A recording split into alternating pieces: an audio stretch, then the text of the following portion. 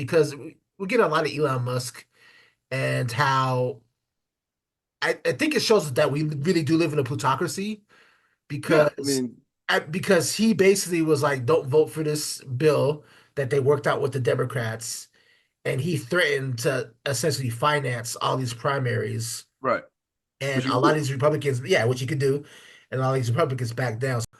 Right. But it just for a guy he is the richest man in the world, but he wasn't elected to have this much power is really disconcerting. So, like, what's your view on this, Jose?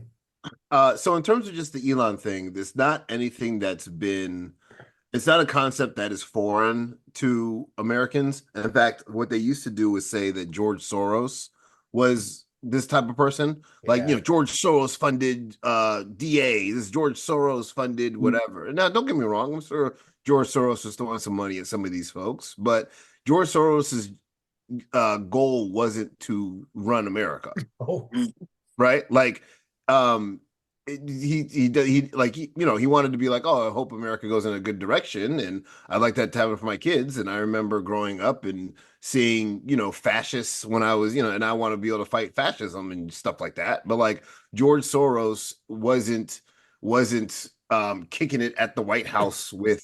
You know what I'm saying? Like he's just oh, this dude who gave some money to people, and he's like George Clooney.